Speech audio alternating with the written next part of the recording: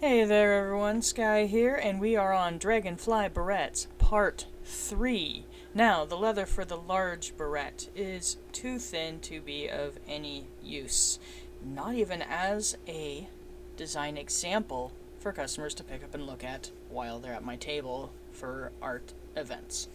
So, first thing I gotta do is I'm going to actually have to trace out a large piece of scrap leather. I want it to be a little bit bigger than the barrette because I can always cut away the excess. I can't add on to it if I cut it too small. Both pieces of leather are actually the same thickness, and I am gluing rough side to rough side. The glue I'm actually using is Phoebing's Leathercraft Cement. It's really good stuff. I don't make any money for mentioning this. I'm just telling you about it because I like it. Use a sponge brush to spread the glue around and put the pieces together. If you have two pieces that need to be able to hold weight or will have a lot more structural stresses on it than a simple barrette, you want to use that brush to spread glue on both sides. That's not necessary here. Alright, so once you've got the glue on your pieces, or piece in this case, you want to weigh it down nice and evenly. I tend to use a piece of parchment paper to protect my workspace as well as my leather piece, especially if I'm accidentally using too much. Too much weight, too much glue. It happens to the best of us. And again, I have forgotten to close my knife. That is a safety problem. You always want to close that knife.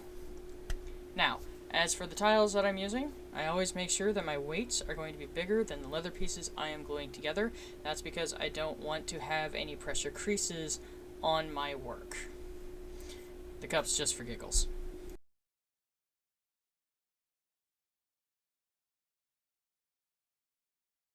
There we go. There's the knife, as it should be, closed when it's not in use.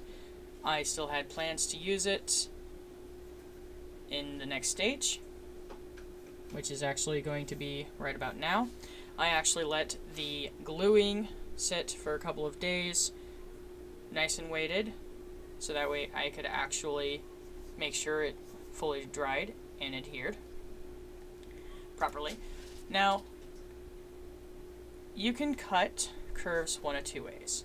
The way I did the first cut, where you start and then you veer away, so that way you can actually, do small little straight cuts.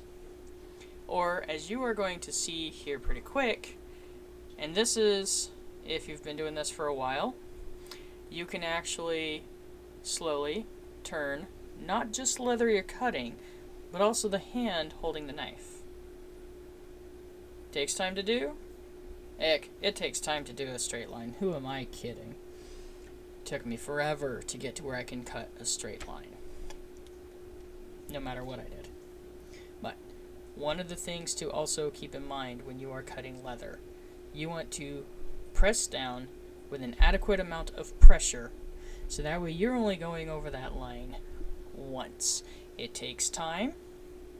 It is worth learning, so that way you actually are doing it well. Because, hey, if it's worth learning, if it's worth doing, it's going to be worth doing well. And again, there's me leaving the stupid knife open. Ugh, yes. Safety 101. Shut the stupid knife. Put it away. I failed in this. Now, what I'm doing right here, again, is edge beveling. I'm using an edge beveler blade. The cutting edge is actually protected by two prongs. Ah, see, there we go. I finally closed the knife. Yes. And there's why you should always keep the knife closed. Hello, little Squickens.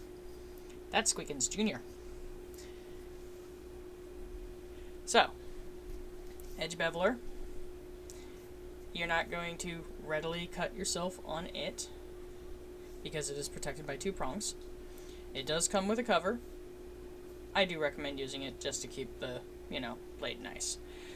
If it dulls out, you can actually either A, get an edge beveler sharpener, or B, you can take some polishing paste, put it on the edge of the scrap of leather, and just sit there and cut and spread that polishing paste over and over again until you've got it sharpened how you like it. When it is sharp how you like it, you can do those long straight lines, nice and smooth like butter. And curves, I usually have to do a couple of short strokes. It is more ideal to actually do the curves in one stroke and the straight lines all in one stroke. Sometimes it doesn't always happen. Also, always a good idea to use your burnisher to kind of burnish the edges, curve it a little bit. That's just to start the process of getting that nice burnished edge going on your work. Again, I'm using the large beer stein, so that way I can actually get it molded how I need to. I don't have to do really anything special except wet down my leather.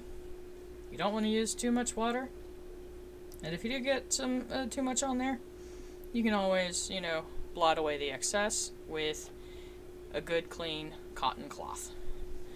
And that's all there is to it. And here's the demolding and me making a massive goof. You definitely don't want to try and flex a molded piece of leather opposite of how you have molded it, especially when it's two pieces glued together, and two, molded a second time. Now in this case, I can argue that I wanted to test to make sure that the gluing had actually held throughout the molding process. I can also argue that show you how to make mistakes, or how the mistakes happen, so that way I can show you how to fix it. Fact of the matter is, I completely forgot. It happens to the best of us.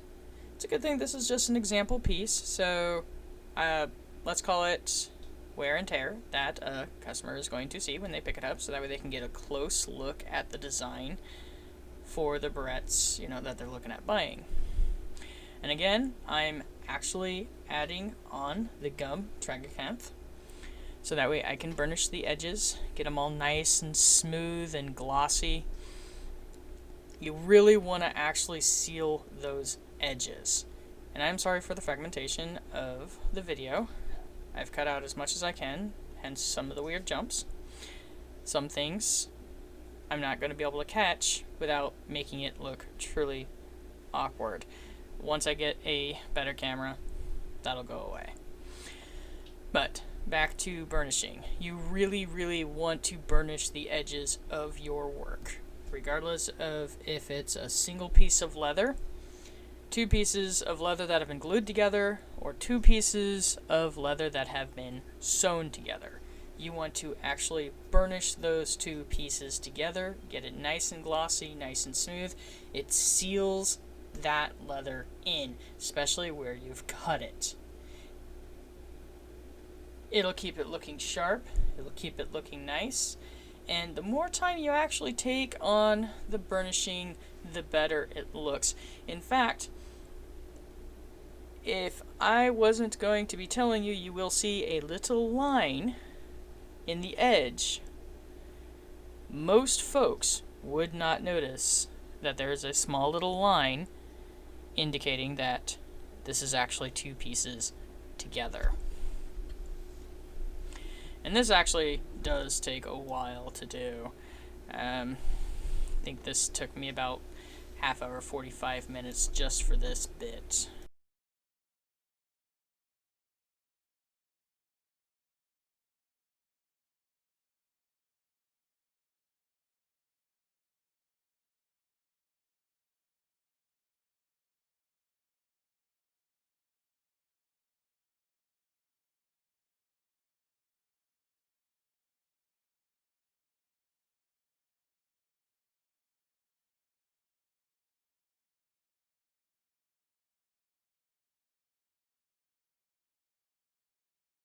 Alright, so now that I'm done burnishing the edges. I'm actually using the burnisher on the parts of the barrette where is no design, and a little bit where the holes are going to go as well. That is to give a little bit of extra shape to the barrette, a little bit of dimension, because I'm, squishing the leather in, kind of faux tooling it a little bit. It's not really tooling because I'm not using much more than just the burnisher, but I'm actually squishing the leather together a little bit, just to give it a little bit more form.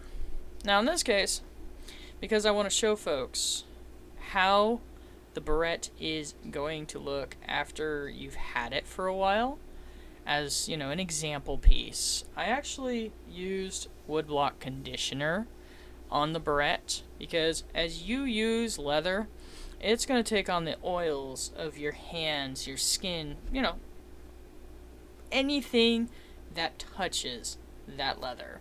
If it's got oils on it, it's going to transfer to the leather. And after a while, veggie tanned leather takes on this beautiful, beautiful patina that is just to die for. Well, I use a little woodblock oil so that way I can rush it a little bit, so that way my example piece that customers can pick up and look at has roughly that look to it. And I did have to use some paper towels to take off the excess woodblock conditioner. This is not something that is generally recommended with leatherworking. This is, again, an example barrette. This one's not for sale. This is something that, I'm faux aging it so that way a customer can see what it's going to look like over time. And yeah, I'm just giving it a bit of an extra burnish and an extra shine before I go and I cut my holes in it. And again, I'm using one of my favorite chopstick hair sticks to serve as a temporary stick until I actually get around to making more than just a simple looking stick that goes with the barrettes. It works. Maybe I'll do that later. But using the hole punch, making sure that I'm going all the way through, and then you want to burnish the edges on the inside of it. And again, really you want to burnish all cut edges because it keeps it nice, sharp, smooth, sealed, and protected the whole way around. Now, the faux aging I've done also serves to protect the paint job. If you don't want to wait around for the leather to pick up the natural oils, you can actually get a leather paint sealer and put it on there before you start using it. And when you're not wearing your barrette, keep the stick in it. It'll keep its shape. Now, the paint job still looks nice, still looks fresh here pretty quick. You're also going to see what the barrette looks like when it's not been worn in comparison to the one that has been faux aged. And honestly, I love the look of the one that has been faux aged because that is what it looks like after you've had this barrette for a while. After you've worn anything that has been veggie tanned for a while, it picks up that beautiful patina. Now, if you like what you've seen here today, give me a like, give me a subscribe, and you'll see more. Have a good one.